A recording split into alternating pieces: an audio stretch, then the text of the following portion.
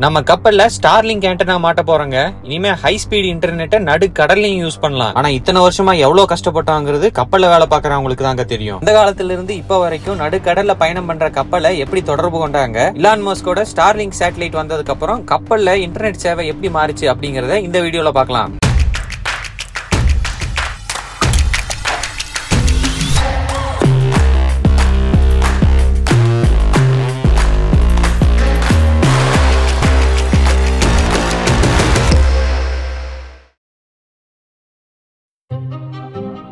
பண்டைய காலகட்டத்துல கடல்ல பயணம் செய்யும் கப்பல்களுக்கு கரையோட தொடர்பு கொள்ளும் வாய்ப்புகள் ரொம்ப குறைவாக தான் இருந்தது. தொழில்நுட்பம் அதிகமா வளர்ச்சி பெறாத அந்த காலகட்டத்துல கப்பலுக்கும் கரைக்குமான தகவல் பரிமாற்றங்கள் எளிய வழிமுறைகள் மூலமா செயல்படுத்திட்டு வந்தாங்க. உதாரணத்துக்கு சங்கு ஒலி எழுப்புவது, பறை அடிப்பது, தீப்பந்தங்களை கொளுத்துவது போன்ற செயல்கள் ஒரு சில செய்திகளை பரிமாற உதவி செஞ்சது. அதுவும் குறுகிய தூரத்துக்கு மட்டுமே இந்த தகவல்களை பரிமாற முடிஞ்சது. ஆனா பலாயிரம் மைல்கள் கடல்ல கண்டம் விட்டு கண்டம் பயணம் செய்யும் கப்பல்களுக்கு இந்த வழிமுறைகள் பெருசா உதவி செய்யல. அதனால கடலுக்குள்ள போன கப்பல்களுக்கு என்ன ஆச்சு அப்படிங்கிற தகவல் நாட்கணக்கா இல்லைங்க, மாத கணக்கா கூட தெரியாமையே இருந்தது. சில நூற்றாண்டுகள் மற்றும் பல அறிவியல் கண்டுபிடிப்புகளுக்கு பிறகு கப்பல்களுக்கு இடையேயான தகவல் பரிமாற்றத்துல கொஞ்சம் முன்னேற்றம் ஏற்பட்டுச்சு. சர்வதேச அளவுல ஒப்புக்கொள்ளப்பட்ட குறியீடுகளை கொண்ட கொடிகளை கப்பல்களின் மீது ஏற்றும் போது இரு கப்பல்களுக்கு இடையே குறுஞ்செய்திகளுக்கான தகவல் பரிமாற்றம் வலுப்பெற்றது. மோர்ஸ் கோடுன்னு சொல்லப்படுற புள்ளி மற்றும் கோடுகளை குறியீடா வச்சு தகவல் பரிமாற்றத்தை மேற்கொண்டாங்க. இது இரவு நேரங்கள்ல கப்பல்ல ஏற்றப்பட்ட கொடிகளை பார்க்க முடியாத போது ஒளி விளக்குகளின் உதவியோட புள்ளி மற்றும் கோடுகளின் குறியீடுல குறுஞ்செய்திகள் கப்பலுக்கு கப்பல் பரிமாறப்பட்டது. கரையை பொறுத்த வரைக்கும் கப்பல்களுக்கு வழிகாட்டியா நிற்பது லைட் ஹவுஸ்னு சொல்லப்படுற கலங்கரை விளக்கம். மலை உச்சிகள்ல கோபுரம் அமைத்து அதுல நெருப்பு மூட்டி கலங்கரை விளக்கமா கப்பல்களுக்கு வழிகாட்டினாங்க. இந்த நெருப்பு தொடர்ந்து எரிந்து கொண்டே இருப்பதற்கு 17 மற்றும் 18ஆம் நூற்றாண்டுகள்ல வேல் ஆயில்னு சொல்லப்படுற திமிங்கலத்திலிருந்து எடுக்கப்படும் எண்ணெய் பயன்படுத்தப்பட்டது. அதிக பிரகாசமா இந்த எண்ணெய் எரிவதனால கலங்கரை விளக்கங்களுக்கு வேல் ஆயில் பயன்படுத்தப்பட்டதா கூறப்படுது. நாளடைவுல கெரோசின் சொல்லப்படுற மண்ணெண்ணெய், இறுதியா மின்சாரத்தால இயங்கும் ஒளி விளக்குகள்னு இன்றளவும் இந்த கலங்கரை விளக்கங்கள் கடல்ல கலங்கி நிற்கும் கப்பல்களுக்கு உண்மையாக வழிகாட்டியாகவே இருந்து வருகின்றன. இதுவரைக்கும் கப்பல்களுக்கு இடையேயான தகவல் பரிமாற்றம் குறுகிய தூரம் வரைக்கும் மட்டுமே இருந்தது. ஆனா ரேடியோ அலைகளுடைய கண்டுபிடிப்புக்கு பிறகு தகவல் பரிமாற்றத்துல மிகப்பெரிய ஒரு புரட்சியே உண்டாச்சு. 20ஆம் நூற்றாண்டோட ஆரம்ப காலகட்டத்துல கப்பல்கள்ல ரேடியோ அலைகள் மூலமா இயங்கும் தொலைபேசிகள் பொருத்தப்பட்டன. இதன் மூலமா வாய்ஸ் கம்யூனிகேஷன் சொல்லப்படுற குரல் தொடர்பு குறிப்பிடத்தக்க ஒரு முன்னேற்றத்தை அடைஞ்சது மட்டும் இல்லாம தெளிவான தகவல்களை நெடுந்தூரம் அனுப்ப கப்பல்களுக்கு உதவியா இருந்தது. ஆனா நேர்கோட்டுல மட்டுமே பயணிக்கும் இந்த ரேடியோ அலைகள்னால பூமியோட உருவ அமைப்பின் காரணமா வெகு தூரம் இருக்கும் கப்பல்களை தொடர்பு கொள்ள முடியல. இந்த குறையை நிவர்த்தி செய்ய வந்ததுதான் சேட்டிலைட்னு சொல்ற செயற்கைக்கோள். ஒளியின் வேகத்துல பயணிக்கக்கூடிய இந்த ரேடியோ அலைகள் குறிப்பிட்ட ஃப்ரீக்வன்சி பேண்ட்ல நிலத்திலிருந்து விண்வெளியில் இருக்கிற செயற்கைக்கோளுக்கு அனுப்பப்படும். அந்த செயற்கைக்கோள்ல பொருத்தப்பட்டிருக்கிற டிரான்ஸ்பாண்டர்கள் பெறப்பட்ட சிக்னலோட அதிர்வெண்களை மாற்றியும் பெருக்கியும் மறுபடியும் பூமிக்கே அனுப்பும். அப்படி அனுப்பப்பட்ட சிக்னலை பூமியோட எந்த ஒரு பகுதியில் இருக்கிற ஒரு கப்பலும் ரிசீவிங் ஆண்டனா மூலமா பெற்றுக்கொள்ளும். கப்பல்ல இருந்து அனுப்பப்படும் தகவல்களும் இதே வழிமுறையில தான் கரைக்கு வந்து சேருது. இதற்காக பயன்படுத்தப்படும் ஜியோ ஸ்டேஷனரி சேட்டலைட்டோட சிறப்பு அம்சம் என்னன்னு பாத்தீங்கன்னா, பூமியோட ஈக்குவேட்டர்ல இருந்து சுமார் 35,786 கிலோமீட்டருக்கு மேல விண்வெளியில நிலைநிறுத்தப்பட்டிருக்கிறதுனால பூமியில இருக்கிற பெரும்பான்மையான பகுதிகளை இந்த ஒரு சேட்டலைட்டே கவர் செஞ்சிரும். அது மட்டும் இல்லாம அந்த பகுதிகளில் தங்குதடையின்றி தொலைத்தொடர்பு சேவை கிடைக்கிறதுக்கு உதவியா இருக்கும். இப்படித்தான் ஒரு சில செயற்கைக்கோள்கள் மட்டுமே பயன்படுத்தி உலகம் பூராவும் தங்குதடையின்றி தகவல் பரிமாற்றங்களை கப்பல்களுக்கு வழங்கிட்டு வர்றாங்க. விசேட்ங்கிற செயற்கைக்கோள் தொழில்நுட்பத்தை பயன்படுத்தி கப்பலுக்கும் கரைக்குமான தகவல் பரிமாற்றங்களை செயல்படுத்தும் இந்த நடைமுறைக்கு எந்த அளவு சாதகங்கள் இருக்கோ அதே அளவு பாதகங்களும் இருக்குங்க. இந்த ஜியோ ஸ்டேஷனரி சேட்டலைட் மூலமா அனுப்பப்படும் தகவல்களுக்கு அதிக லேட்டசி, அதாவது சென்று சேரும் நேரம் கொஞ்சம் அதிகமா தேவைப்படும். உதாரணத்துக்கு கரையிலிருந்து ஒருத்தர் கப்பலுக்கு போன் மூலமா ஹலோ அப்படின்னா அந்த வார்த்தை 37,000 கிலோமீட்டருக்கு மேல இருக்கிற சேட்டலைட்டுக்கு போயிட்டு மறுபடியும் திருப்பி கப்பலுக்கு வந்து சேர்றதுக்கு சில நொடிகள் ஆகும். இந்த இடைப்பட்ட கால அவகாசம் ஒரு சாதாரண உரையாடலை கூட கொஞ்சம் கடினமானதாக்கிரும். மேலும் சேட்டலைட்ல இருந்து சிக்னல் வரும் பாதையில எந்த ஒரு இடையூறும் இருக்கக்கூடாது. மோசமான வானிலை, அடர்த்தியான மேக கூட்டங்கள், இது எல்லாம் சேட்டலைட்ல இருந்து வர்ற சிக்னலோட வலுவை கம்மி பண்ணி சொல்ற வார்த்தையே கேட்காத மாதிரி ஆயிரும். சிங்கப்பூர் போன்ற பரபரப்பான துறைமுகங்கள்ல ஒரே நேரத்துல பலாயிரக்கணக்கான கப்பல்கள் இந்த ஜியோ ஸ்டேஷனரி சேட்டலைட்டுகளை பயன்படுத்தும் போது அலைவரிசையின் திறன் ரொம்ப குறைஞ்சு தகவல் பரிமாற்றம் சரிவர செயல்படாது. இதை தவிர சேட்டலைட் ஷேடோ ரீஜன்ஸ் சொல்ற சில இடங்கள், ஆர்டிக், அண்டார்டிக் போன்ற துருவ பகுதிகள், இங்கெல்லாம் சேட்டலைட்டோட கவரேஜ் சுத்தமாவே இருக்காதுங்க. இதனால artificial intelligence, machine learning, IoT போன்ற சமீபத்திய தொழில்நுட்பங்களை கொண்ட உபகரணங்களை சரக்கு கப்பல்கள்ல பயன்படுத்த முடியாத நிலை ஏற்பட்டிருக்கு. இது எல்லாவற்றுக்கும் மேல இந்த தகவல் பரிமாற்றத்துக்காக கூடிய செலவீனம். ஒரு ஜியோ ஸ்டேஷனரி செயற்கைக்கோளை விண்ணில செலுத்தி அதை பராமரிப்பதற்கான செலவு பல 100 மில்லியன் அமெரிக்கன் டாலர் ஆகுங்க. அந்த சேட்டலைட்ல இருந்து அனுப்பப்படும் சிக்னலை வாங்கிக்கிறதுக்கு கப்பல்ல பொருத்தப்பட்டிருக்கும் டிஷ் ஆண்டனாக்கள் கடல் சீற்றத்தை எல்லாம் தாங்கும் அளவுக்கு ரொம்ப திறன் வாய்ந்ததா இருக்கும். இப்படிப்பட்ட ஒரு டிஷ்ஷோட விலை மட்டும் பாத்தீங்கன்னா 40,000 இருந்து 50,000 அமெரிக்கன் டாலர் ஆகுங்க. இதுல தகவல் பரிமாற்றத்துக்காக வழங்கப்பட்டுள்ள அந்த பேண்ட்வித்னு சொல்ற அலைவரிசையோட எண்ணிக்கை கம்மியா இருக்கிறதுனால அதற்கான கட்டணங்கள் ரொம்ப அதிகமா இருக்கும். உதாரணத்துக்கு 100 MB கொண்ட ஒரு டேட்டா பிளான 50 அமெரிக்கன் டாலர், அதாவது இந்திய மதிப்புல கிட்டத்தட்ட 4200 ரூபாய்க்கும், 10 நிமிடம் கொண்ட ஒரு வாய்ஸ் காலிங்க 10 அமெரிக்கன் டாலருக்கும் விற்பனை செய்யறாங்க.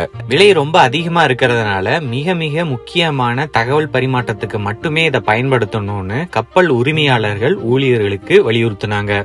இதனால தகவல் பரிமாற்றத்துக்கான வாய்ப்பு இருந்தும் அதை சரிவர பயன்படுத்த முடியாத ஒரு சூழ்நிலைக்கு தள்ளப்பட்டார்கள் கப்பல் ஊழியர்கள். 4G 5Gன்னு தகவல் தொழில்நுட்பம் எங்கேயோ போய்கிட்டு இருக்கிற இந்த காலகட்டத்திலையும் 100 MB சுமாரான டேட்டா பிளான 4000 ரூபாய் கொடுத்து பயன்படுத்தும் அவல நிலையில தான் இன்றளவும் கப்பல் ஊழியர்கள் இருக்காங்க. பல மாதம் கடல்ல பயணம் செஞ்சு துறைமுகத்துக்கு வந்ததுக்கு அப்புறம் அங்க ஒரு சிம் கார்டு வாங்கி அதுல roaming plan, data plan activate செய்து கரையோரம் கிடைக்கிற சிக்னல்ல கொஞ்ச நேரம் குடும்பத்தாரோட பேசினாலே போதும், பல நாள் பேசாத இயக்கம் பறந்தே போயிரும் இந்த கப்பல் மாலுமிகளுக்கு. இப்படி நடுக்கடல்ல மொபைல் சிக்னல் கிடைச்சதுன்னா குடும்பத்தாரோட பேசலாங்கிற நப்ப ஆசையில கப்பல் போற வழியில ஏதாவது தீவு வந்ததுன்னா அந்த தீவுக்கு பக்கத்துல போற மாதிரி கப்பலை லேசா திசை திருப்பி கரையொட்டி சில சமயம் போவாங்க. பெரும்பாலும் அந்த தீவோட மொபைல் சிக்னல் கிடைச்சிரும். ஆனா சில நேரங்கள்ல மிகவும் ஆபத்தான ஒரு சூழ்நிலையில கப்பலை கொண்டு போய்விடும். இப்படிதான் ஜூலை 2020 வருஷம் மொரீஷியஸ் தீவுக்கு பக்கத்துல வக்காஷியோங்கிற ஒரு பல்க் கேரியர் வகை சரக்கு கப்பல் பயணம் செஞ்சுக்கிட்டு இருக்கும்போது மொபைல் சிக்னலுக்காக லேசா கப்பலை திசை மாத்தி இருக்காங்க. ஆனா எதிர்பாராத விதமா அங்கிருந்த பவளப்பாறைகள்ல கப்பல் தரை தட்டி கப்பல் இருந்த எண்ணெய் கடல்ல கொட்டி மிகப்பெரிய அளவு கடல் மாசுபாடு ஏற்பட்டு இருக்கு. இது அங்கிருந்த பவளப்பாறைகள் மற்றும் சுற்றுச்சூழலுக்கு மிகப்பெரிய தாக்கத்தை ஏற்படுத்துச்சு. உலக அளவுல நடக்கக்கூடிய கப்பல் விபத்துகள்ல 95% பணியாளர்களுடைய தவறான செயல்பாட்டினால நடக்குதுன்னு சொல்றாங்க. பல மாதங்கள் கடல்லையே வேலை செய்யும் பணியாளர்கள் தங்களோட குடும்பத்தாரோட சரியா பேசக்கூட முடியறதில்ல அப்படிங்கறதும் ஒரு வகையான மன அழுத்தத்தை ஏற்படுத்துது. இத்தகைய மன அழுத்தங்களும் செய்யற வேலையில தவறு இழைப்பதற்கான ஒரு காரணியா கருதப்படுது. ஆனா இந்த குறைகளை எல்லாம் போக்கி நூற்றாண்டோட தலை சிறந்த ஒரு கண்டுபிடிப்பா வந்தது ஸ்டார்லிங்க் சேட்டலைட். இலான் மஸ்கோட ஸ்பேஸ் எக்ஸ் கம்பெனி மூலமா உருவாக்கப்பட்டதுதான் இந்த Starlink project. Low earth orbit சேட்டலைட்டுகளை பயன்படுத்தி உலகத்துல எல்லா இடங்கள்லயும் அதிவேக இணைய பயன்பாட்டை கொண்டு வர்றதுதான் இந்த ஸ்டார்லிங்க் ப்ராஜெக்டோட குறிக்கோள். இதுவரைக்கும் பயன்பாட்டில் இருக்கிற ஜியோ ஸ்டேஷனரி சேட்டலைட்டுகள் பூமியிலிருந்து சுமார் 36,000 கிலோமீட்டர் தள்ளி இருக்கு. இதனால தகவல் பரிமாற்றத்துக்கு கொஞ்சம் நேரம் ஆகுது. அதுவே இந்த low earth orbit Starlink satellite பூமியிலிருந்து வெறும் 550 கிலோமீட்டர் தொலைவில் இருக்கிறதுனால தகவல் பரிமாற்றம் ரொம்ப சீக்கிரமாவே ஆயிருங்க. இந்த ஸ்டார்லிங்க் சேட்டலைட்டுகள் பூமிக்கு ரொம்ப பக்கத்தில் இருக்கிறதுனால ஜியோ ஸ்டேஷனரி சேட்டலைட்டுகள் மாதிரி பூமியோட அதிக பரப்பளவை கவர் பண்ண முடியாது. அதனால நிறைய சேட்டலைட்டுகளை அனுப்பி பூமிக்கு வெளியே ஒரு சிலந்தி வலை போல பின்னி தகவல் பரிமாற்றத்தை உலகம் பூராவும் கொடுக்கறாங்க. கப்பல் நடு கடல்ல இருந்தா கூட இந்த சேட்டலைட்டுகளை பயன்படுத்தி பிராட்பேண்ட் இன்டர்நெட் ஸ்பீடை கப்பலுக்கு கொண்டு வர முடியும். இதற்காக பிரத்யேகமா தயாரிக்கப்பட்ட ஆண்டனாவை கப்பல்ல மாற்றுறதன் மூலமா ஸ்டார்லிங்க் சேட்டலைட்டுகளோட இணைப்பை ஏற்படுத்தி தகவல் பரிமாற்றத்துல பிராட்பேண்ட் இன்டர்நெட் சேவையை போல அதீத வேகம் கொண்ட இணைய சேவை கப்பல் துறைக்கும் கிடைச்சிருக்கு.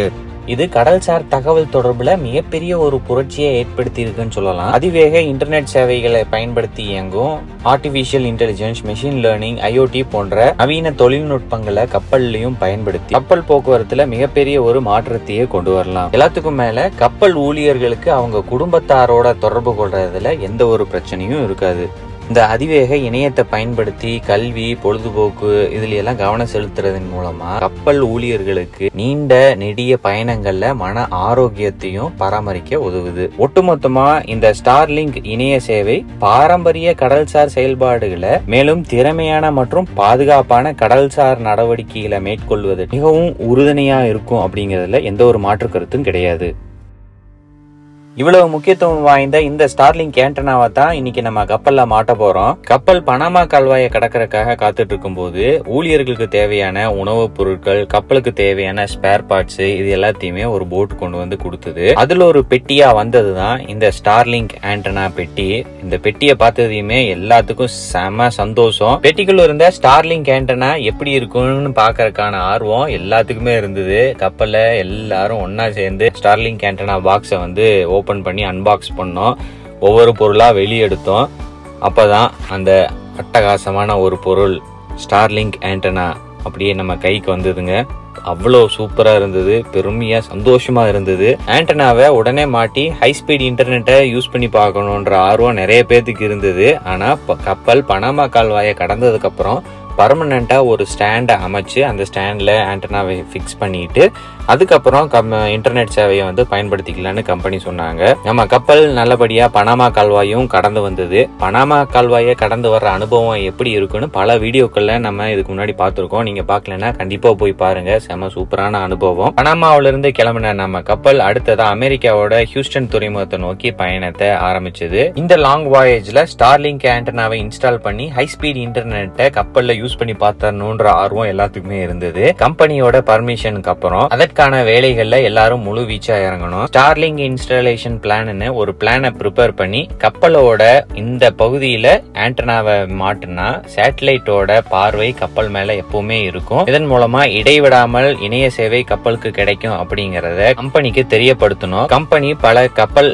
வல்லுநர்கள் கிட்ட கலந்தாலோசனை பண்ணிட்டு இறுதியா ஸ்டார்லிங்க் ஆண்டனாவை இன்ஸ்டால் பண்ணக்கூடிய பிளானுக்கு அப்ரூவல் கொடுத்தாங்க. உடனே எல்லாரும் பரபரப்பா வேலை பார்க்க ஆரம்பிச்சோம். ஆண்டனா ஸ்டாண்ட வந்து பண்றதுக்கான வேலை முழு வீச்சுல நடந்தது. ஆண்டனாவுக்கு ஸ்டாண்ட் பண்ற வேலையை நம்ம ஃபிட்டர் கிட்ட ஒப்படைச்சோம். ஃபிட்டர் யாருன்னு பாத்தீங்கன்னா கப்பல்ல கட்டிங், ஃபிட்டிங், வெல்டிங் போன்ற வேலைகள் எல்லாமே ரொம்ப திறமைசாலியான ஆளு. ஒர்க் ஷாப் வேலைகள்ல இவர் தான் முன்னோடின்னு சொல்லலாம். உங்களுக்கும் இது மாதிரி கட்டிங், ஃபிட்டிங், வெல்டிங், லேத்து வேலைகள் இதுல எல்லாம் நல்ல அனுபவம் இருக்கு, ஏதாவது பிரச்சனை வந்தா அதை கிரியேட்டிவா யோசிச்சு சால்வ் பண்ற அளவுக்கு திறமை இருக்குன்னு நினைச்சீங்கன்னா நீங்களும் கப்பல்ல ஒரு ஃபிட்டர் வேலைக்கு ஜாயின் பண்ணலாம். நல்ல சம்பளத்தோட வேலை கிடைக்கும். இன்ஜின் ரூம் ஒர்க் ஷாப்ல சில மணி நேரத்திலேயே இந்த ஸ்டாண்டை நம்ம ஃபிட்டர் ரெடி பண்ணி கொடுத்துட்டாரு. இந்த ஸ்டாண்டை கப்பலோட மிக உயரிய பகுதியான மங்கி ஐலாண்டுக்கு கொண்டு போய் அங்க இதுக்கு முன்னாடி நம்ம பிளான் பண்ண இடத்துல வச்சு மார்க் எல்லாம் பண்ணிட்டு அங்க வச்சு வெல்டிங் பண்ற மாதிரி பிளான் பண்ணோம். அந்த இடத்துல அந்த ஆல்ரெடி பெயிண்ட்ல இருக்கிறதுனால பெயிண்ட் எல்லாமே ஸ்கிராப் பண்ணி எடுத்துட்டு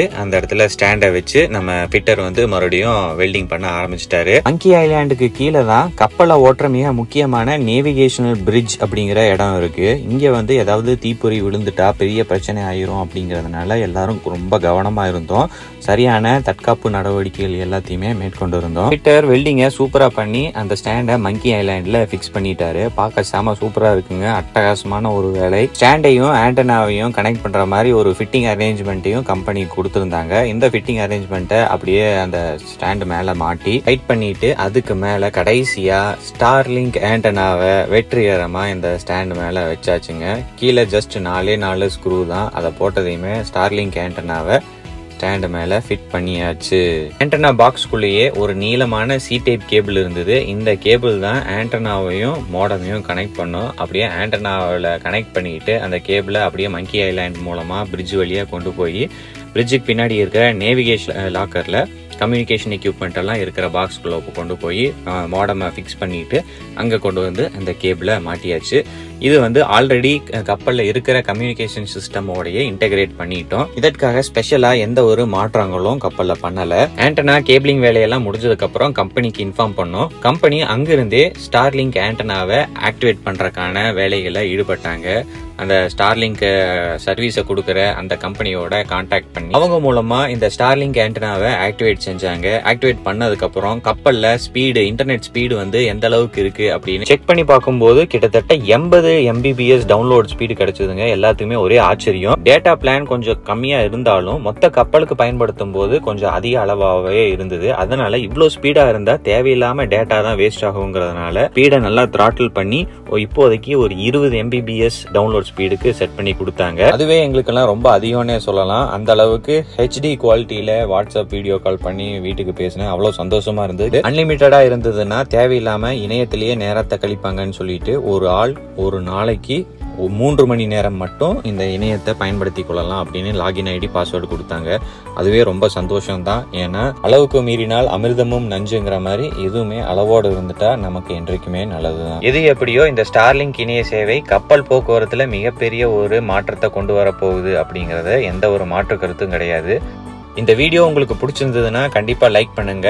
உங்கள் கருத்துக்களை கமெண்ட் செக்ஷன்ல மறக்காம பதிவு செய்யுங்க. உங்கள் கருத்துக்கள் தான் அடுத்தடுத்து கப்பல் சம்பந்தமான வீடியோக்களை பதிவு செய்யறதுக்கு ரொம்ப ஊக்குவிப்பா இருக்கும். மீண்டும் அடுத்த கடல் பயணத்துல உங்களோட சந்திக்கிறேன். அது வரைக்கும் நன்றி.